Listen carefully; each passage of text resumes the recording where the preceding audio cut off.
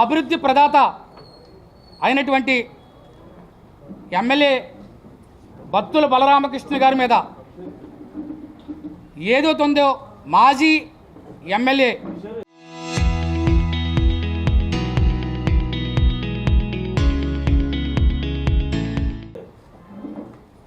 ఆరోపణలు వెంకటలక్ష్మి గారి మీద అయితే చాలా మహిళల్ని కించపరిచేలాగా ఆరోపణలు చేసి 40 సంవత్సరాల రాజకీయ చరిత్రను చెప్పుకునే నీచమైన దౌర్భాగ్యాలను దిగినటువంటి మాజీ ఎమ్మెల్యేని ఇవాళ జనసేన పూర్తిగా ఖండించబోతుంది.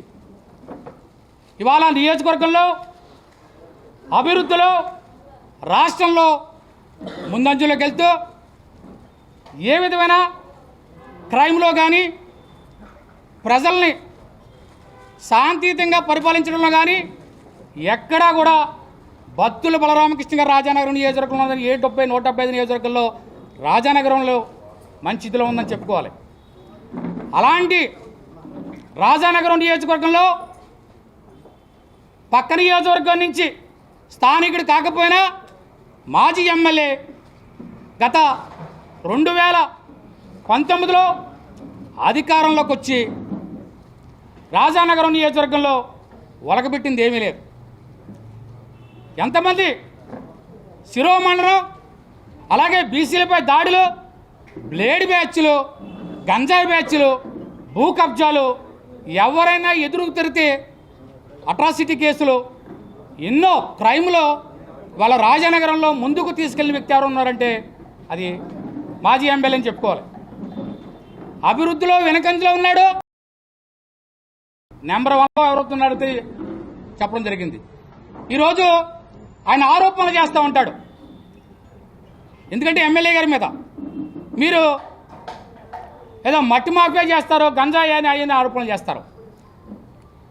ఈరోజు రాజానగరం నియోజకవర్గంలో ఇవాళ వైసీపీ కార్యకర్తలకి నాయకులు కూడా చెప్తున్నాం, మీరు గత ప్రభుత్వంలో క్రైమ్ ఎంత ఉందో చూడండి. మీరు 2019 నుంచి 24 దాకా మీరు క్రైమ్ ఎంతో చూడండి. ఇవాళ క్రైమ్ రేట్ పూర్తిగా తగ్గిపోయింది. ఇది అభివృద్ధి విషయంలో కూడా ముందంజలో ఉన్న క్రైమ్ రేట్లో కూడా చాలా మేము క్రైమ్ను ప్రోత్సహించకుండా ప్రజలందరూ కూడా సురక్షితంగా చూడాలని ఒక నియోజకవర్గాన్ని ఒక బాటలు తీసుకెళ్తే ఈ మధ్యకాలంలో ప్రతిపక్ష కూడా పాత్ర కూడా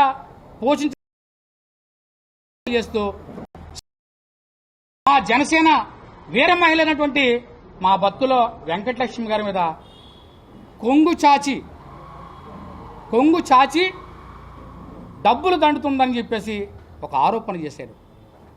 నిజంగా 40 సంవత్సరాల రాజకీయ చరిత్ర మా నాన్నగారు ఇది, మా అమ్మగారు ఇది అని చెప్పుకునే నువ్వు, నీ ఇంట్లో తల్లి ఉంది, అలాగే నీకు భార్య ఉంది, అలాగే నీకు మరదల గారు ఉంది. మహిళల్ని గౌరవించలేని నువ్వు కూడా ఒక రాజకీయ నాయకుడు అని అడుగుతున్నా. ఎందుకంటే సంస్కారహీనంగా మాట్లాడతాం. ఎందుకంటే సింగు చాచడం అనేది ఎంత భయంకరమైన విషయం అనేది కూడా వాళ్ళ ఆ ఫ్యామిలీకి 40 సంవత్సరాల చరిత్ర ఉన్న ఫ్యామిలీకి తెలియలేదనుకుంటే అది మా రాజానగరం నియోజకవర్గం ఆంధ్రప్రదేశ్ మహిళలు పెట్టుకున్న ఫ్యామిలీ మీద పెట్టుకున్నది దురదృష్టం. ఎంత దురదృష్టం చూడండి. ఒక మహిళను అలాగ అవమానిస్తారా? ఇదేనా నీ కన్నతల్లి నేర్పింది సంస్కారం? నీ భార్య నేర్పిన సంస్కారం ఇదేనా?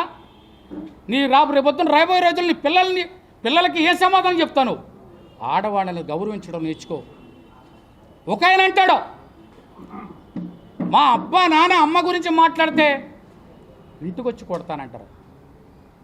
అసలు ఎందుకు మాట్లాడవలసి వచ్చింది? స్థానిక ఎమ్మెల్యే భార్యని విమర్శిస్తే కట్టుకున్న మొగుడికి కోపం రాదా అని అడుగుతున్నా మీడియా మిత్రులు ఎదురుకుండా.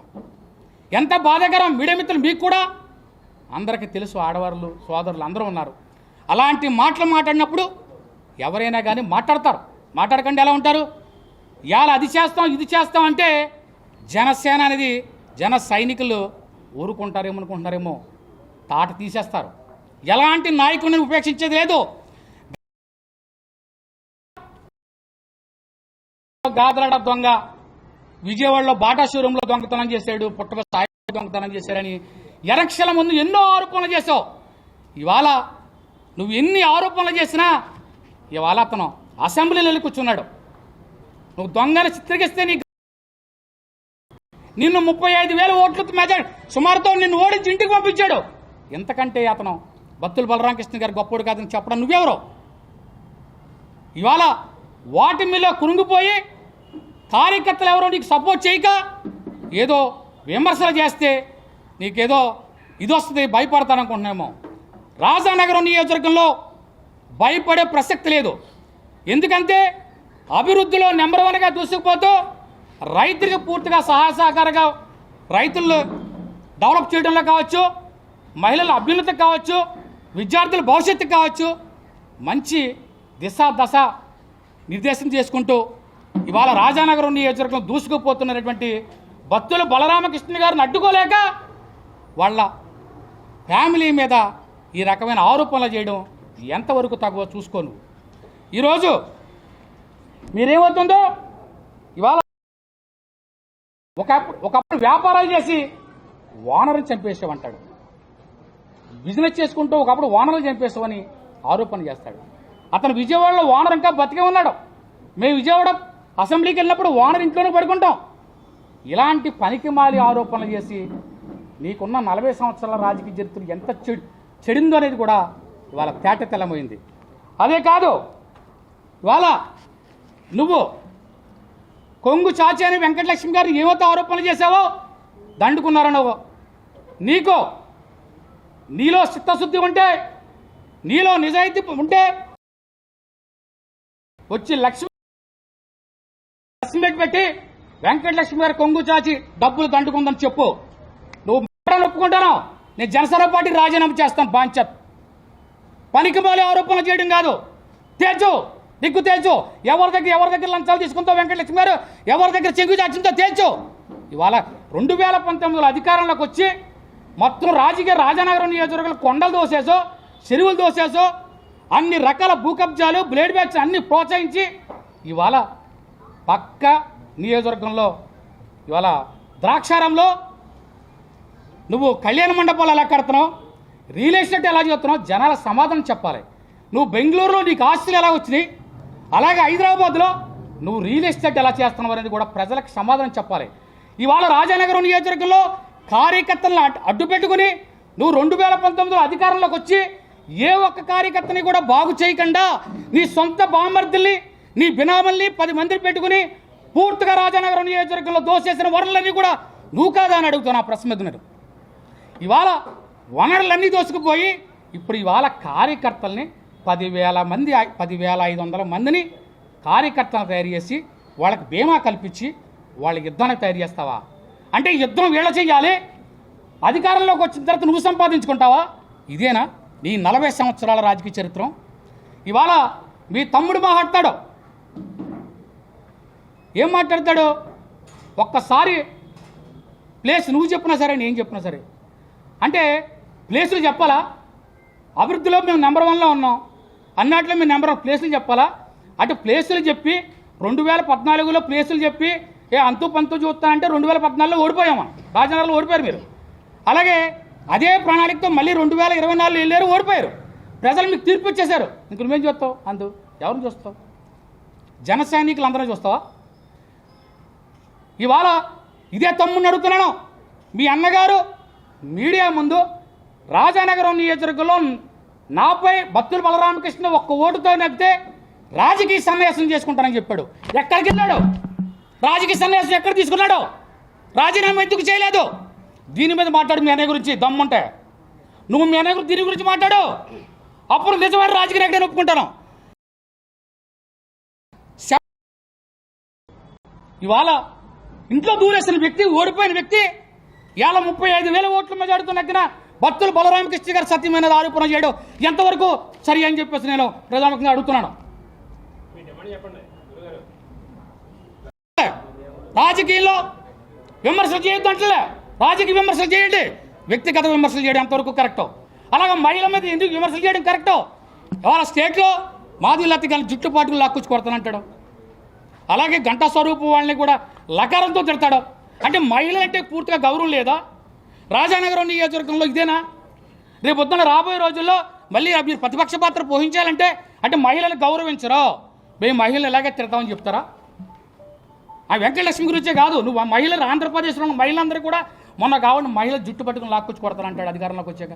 అసలు నువ్వు అధికారం రావడానికి కళ అంటే నీ జగన్మోహన్ రెడ్డి అసెంబ్లీకి వెళ్తే ఇవాళ రాజానగరం అయితే బత్తుల బలరామకృష్ణ గారు ప్రజా సమస్యల గురించి ఏ రోజు కూడా గౌరమిత్రం మొట్టమొదటి వ్యక్తి రాజానగరంలో బత్తుల బలరామకృష్ణ గారు ఆంధ్రప్రదేశ్ నుంచి చెప్పాలి.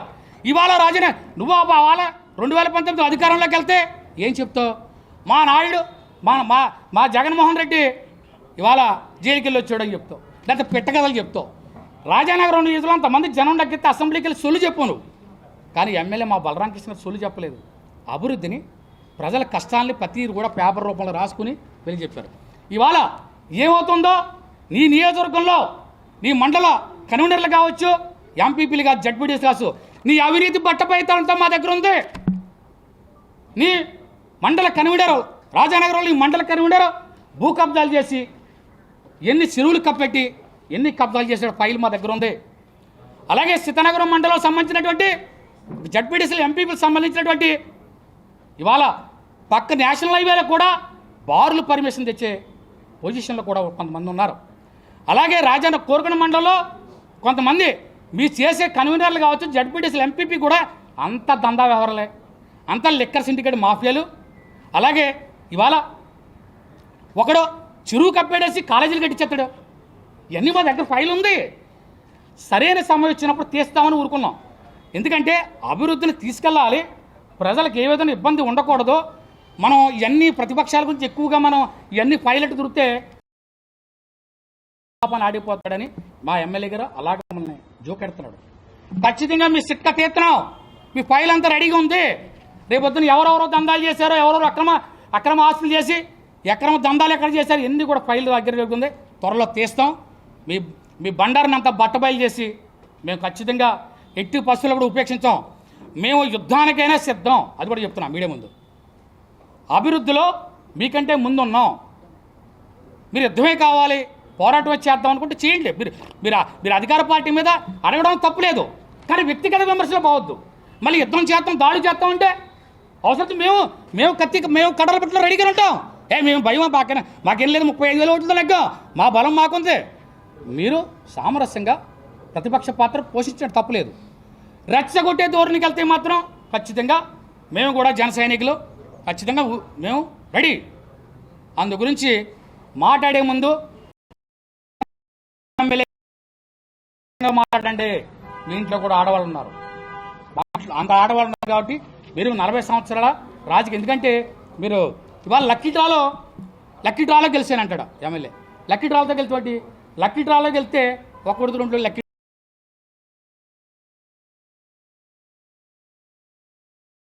నిన్ను ప్రజలు నమ్మలేదు, నిన్ను చీకొట్టారు. అందుకే 36,000 తోసేశారు నేను. ఆయన స్థానికుడు ఒకటి కాదు, ఇక్కడ నుంచి మేము చెప్తాం ఇతను స్థానికుడు కాదు, రాజానగరం నియోజకవర్గంలో దందాలు చేయడానికి ఎంచుకున్నాడని ఖచ్చితంగా చెప్తాం. లక్ష ఏంటి అవినీతి మీద 1,00,000 పుస్తకాలు వేస్తావా? 1,00,000 పుస్తకాలు ఎక్కడైతే చేస్తారు, ఏం అభివృద్ధి చేయడు? చెరువుల విషయంలో మాట్లాడతారు.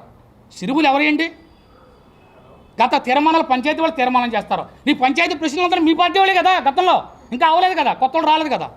నీ పంచాయతీ తీర్మానం చేస్తారు, చెరువులు వస్తే అక్కడ రైతులందరూ కూడా పూడికలు చెరువులు హైట్ అయిపోయినాయి కాబట్టి పూడికలు తీసుకుని రైతులే ఇవాళ ప్రెస్ మీట్లు పెట్టి మాకు పూడికలు తీయండి బాబు అని అడుగుతున్నారు. మీ పంచాయతీ ప్రెసిడెంట్లే తీర్మానం చేస్తున్నారు.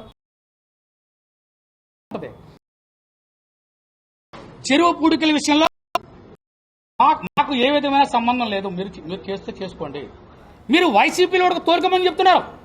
మట్టి మీకు రైతులకు ఎవరికి అవసరాన్ని మట్టి వైసీపీ, తెలుగుదేశం, జనసేన పార్టీలతో సంబంధం లేదు. మీరందరూ కూడా మట్టి తోలుకోండి, నచ్చినట్టు తోలుకోండి, ఎవరికి రూపాయి ఇవ్వకలని చెప్తున్నాడు. కాకపోతే అన్నదమ్ములు కూడా వచ్చి తోలుకోమనండి. మీరు జగన్మోహన్ రెడ్డి వచ్చి తోలుకోమని బట్టి, లేకపోతే ఇసుక ఫ్రీ ఇసుక పెట్టుకోమనండి. మేము ఎక్కడ దందాలు చేసాం, మేము ఎక్కడ ప్రజలు నమ్మిలా ఉండాలయా. ఏదో గుట్టగా చేసి ముఖాన్ని వేసేయకూడదు. నువ్వు 40 సంవత్సరాల చరిత్రని చెప్తున్నావు కదా, 40 సంవత్సరాల చరిత్రని చెప్తున్నప్పుడు చూడండి. ఇవాళ కంటి మీద లేకుండా నిన్ను వైసీపీ పార్టీలో ఉండి బలరామకృష్ణ గారిని ఆవాల నీకు ఇబ్బంది వచ్చినప్పుడు అతను బయటకు వచ్చి ఒక ఎంపీటీసీ భర్త, ఎంపీటీసీ కూడా కాదు బలరామకృష్ణ గారు, సామాన్య జన సైనికుడు, ఒక ఎంపీటీసీ భర్త నీ మీద ఛాలెంజ్ చేసి శపథం చేసి ఇవాళ రాజానగరం నియోజకవర్గంలో 35,000 ఓట్లు సుమారుతో నగ్గాడంటే ఇంకే కంటి మీద ఎవరికి కంటి మీద కునుకు లేకుండా చేశాడు బలరామకృష్ణ. ఇప్పటికీ కంటి మీద కునుకు లేకుండా చేసింది బలరామకృష్ణ మీ ఫ్యామిలీని. అర్థమైందా? ఇలాంటి పనికిమాలి మాటలు భయభ్రాంతులు చేయడం ఏదో చేసేద్దాం అనుకుంటే జనసేన భయపడదు. జనసేన భయపడేది లేదు. అక్కడ మా అధినాయకుడు పవన్ కళ్యాణ్ ఒక్కసారి అంటే ఎవరిని ఏం చేయాలో మాకు తెలుసు. అర్థమైందా? అభివృద్ధిలో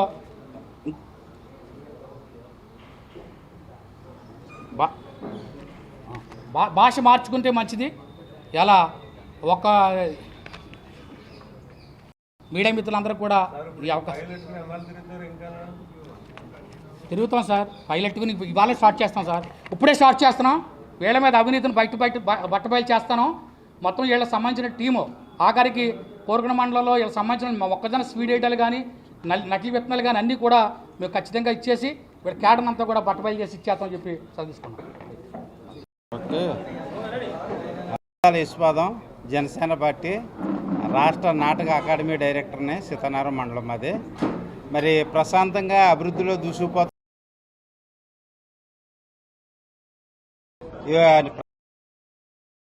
దెబ్బతో ఏం చేశారంటే ఆ గల్ఫ్ యుద్ధంలో తయారు చేసేసారు. మీకు ఎలాగంటే చెరువులు తవ్వేస్తున్నారు అంటున్నారు. తప్పులేదు, తవ్వుతున్నారు. వాళ్ళు ఎంత లోతు తవ్వారు, వీళ్ళు ఎంత లోతు తవ్వారు కొలవండి మీరు విలేకరులు వెళ్ళి ఎవరు ఎంత లోతు తవ్వారు. తర్వాత ఇంకోటి చెరువులు మట్టి అవసరం కొలిది రైతువారి నాయకులు చిన్న చేసుకుంటారు. కానీ ఈవేళ బలరామకృష్ణ గారి ద్వారా చేసుకునే వాళ్ళందరూ కూడా రాజానగరం నియోజకవర్గంలో ఉన్నటువంటి తెలుగుదేశం, జనసేన, బీజేపీ పార్టీ రైతులు, కార్యకర్తలు పనిచేసుకుంటున్నారు. కానీ మాజీ ఎమ్మెల్యే గారి టైంలో వీళ్ళకి ఎవరికి అవకాశం లేదు. రాజమండ్రి నుంచి వచ్చి సైట్ బిల్డింగ్లు చేసేవారు, రాజమండ్రి నుంచి సైట్లు కొనుగోరు, రాజమండ్రి నుంచి వచ్చి కొండలు మా సీతారాం మండలంలో ఉన్న కొండలన్నీ తీసుకొచ్చి వెంగనారం, తొర్రేడు, రాజమండ్రి మొత్తం కప్పెట్టేసుకున్నారు. కాబట్టి ఈవేళ చెరువులు పెరకైపోయి నీరు తూముల ద్వారా వెళ్ళడం లేదు. అందు గురించి అని రైతులు ఏమంటున్నారంటే మేము సొసైటీ వాళ్ళు కూడా చేపలు బ్రతకడం లేదు కాబట్టి మాకు చెరువు లోతు చేయాలంటున్నారు. కాబట్టి చెరువుల్ని మినిమం లోతు చేయడం తప్పు కాదు. మినిమం లోతు కాకుండా కొన్ని ఊర్లో రాజానగరం మండలంలో తాడి చెట్టు లోతు తవ్వేశారు. కావాలితే వెళ్ళి మీ విలేకరులు చూడండి. కాబట్టి ఈవేళ తెలుగుదేశానికి అలాగే వైఎస్ఆర్ పార్టీకి కూడా అలాగే కూటమికి ఉన్నటువంటి డిఫరెన్స్ ఎంతో కాదు. 40 మంది వాళ్ళు ఉంటే 50 మంది మేమున్నాం. ఈ 40 మందికి కూడా గవర్నమెంట్ పథకాలు ఏ పథకాన్ని కూడా ఆపకుండా ఆరోగ్యశ్రీ 18 కోట్లు పంచిపెట్టారు. అలాగే ఇళ్ల స్థలాలకు అప్లికేషన్లు ఇచ్చారు, కార్డులకు ఇచ్చారు, పెన్షన్లు ఇస్తున్నారు. ప్రతి పథకాన్ని కూడా ప్రభుత్వం పార్టీ ఫీలింగ్ పెట్టవద్దు. అదే వాళ్ళ ప్రభుత్వంలో వాళ్ళ పార్టీ వాళ్ళకే ఇచ్చుకున్నారు చాలా ఎక్కువ ఇళ్ల స్థలాలు కానీ ఏవైనా కానీ ఈవేళ మేము 2 సంవత్సరాలైనా గవర్నమెంట్ ఏ ఒక్క కార్యకర్త కూడా తన సొంత డబ్బులు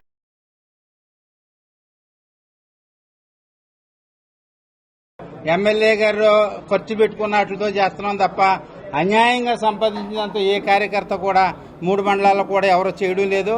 కాబట్టి ఇకనైనా ముందు చాలా పథకాలు రావాల్సిన ఇళ్ల స్థలాలు, కాలనీలు, లోన్లు అనేకమైనవి ఉన్నాయి. అవన్నీ కూడా ప్రజలందరికీ సమానంగా అందేలాగా బలమైన ప్రతిపక్షం ఉన్నప్పుడు ప్రజాస్వామ్యంలో ప్రభుత్వం బాగా నడుస్తుందని ఉంది. కాబట్టి మీ 40% జనాభాకి కావాల్సినటువంటి ఆ యొక్క కార్యక్రమాలన్నీ మా ఎమ్మెల్యే గారి ద్వారా మీరు చేయించుకుని ప్రజలకు మేలు చేయాలని ఈ యొక్క విమర్శలు, ప్రతి విమర్శలు, అలాగే మామూలుగా వార్నింగ్లు ఇచ్చుకుంటూ ఈ యొక్క సంస్కృతిని మానివేయాలని చెప్పి హెచ్చరిస్తూ ఇంతటితో నేను విరమిస్తున్నానండి.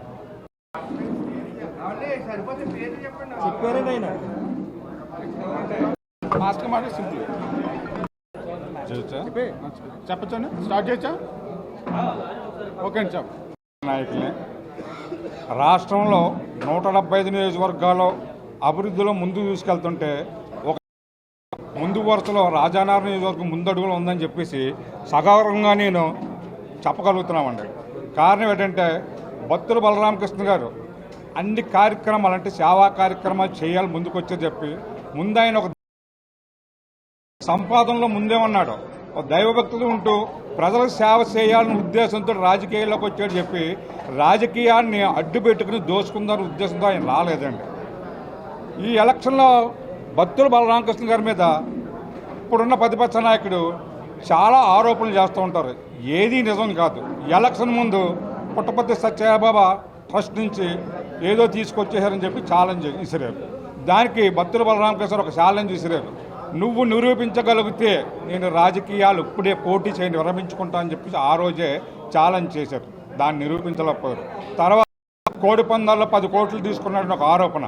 దానికి కూడా బత్తుల బలరామకృష్ణ గారు నిరూపించు, నేను రాజకీయ సన్యాసం తీసుకుంటానని చెప్పి ఛాలెంజ్ చేశారు. అది లేదు.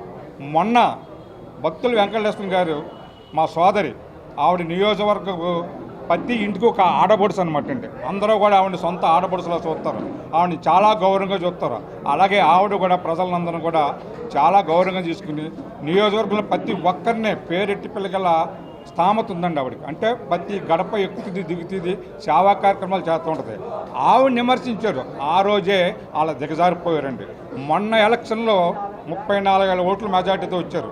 ఆవిడని ఎప్పుడైతే విమర్శించారో వచ్చి ఎలక్షన్లో 64,000 ఓట్ల మెజార్టీతో ఈ రోజు గెలడానికి సిద్ధంగా ఉన్నాడు. కారణం ఏంటంటే ఆవిడని విమర్శించడం చాలా తప్పు. ఎందుకు తప్పు అంటే అండి, ఆవిడ ప్రజలందరి దగ్గరికి వెళ్ళి సొంత మనుషుల్ని ఎలాగంటే చాలా ఆప్యాయతగా చూస్తుంది, అందరిని ప్రేమగా చూస్తుంది. సీఎం రిలీఫ్ ఫండ్ చెక్కులు వస్తున్నాయి. ఆ చెక్కులు తీసుకెళ్ళి ఆవిడ ఇంటింటికి అందజేస్తుంది. అందులో వైసీపీ పార్టీ వాళ్ళు కూడా ఉంటారండి. కారణం ఏంటంటే ఆవిడకి ఆ పార్టీ ఏం లేదు, పెట్టండి ఎవరికి అసలు అది ఉపయోగించుకునే అవకాశం ఎవరికి రాకూడదు.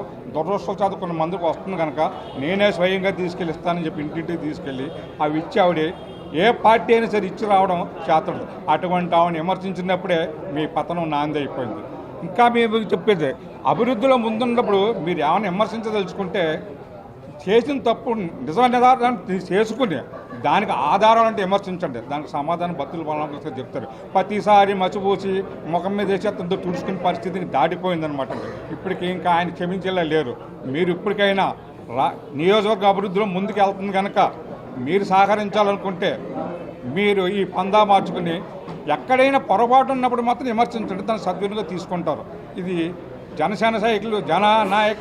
సైనికులు కూడా మీరు చేసేదాన్ని హర్షించదగ్గ స్థితిలో లేరు కనుక ఇక్కడి నుంచి అయినా సరే మీరు సక్రమంగా ఉండి పరువుని కాపాడుకోమని చెప్పి హెచ్చరిస్తూ సెలవు తీసుకుంటాం.